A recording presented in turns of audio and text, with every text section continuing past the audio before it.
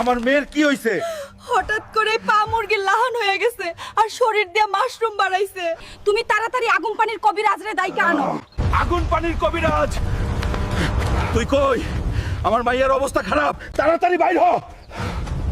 সর্বনাশ, ওরে তো জঙ্গলের কানি ডাইনি জাদু করছে।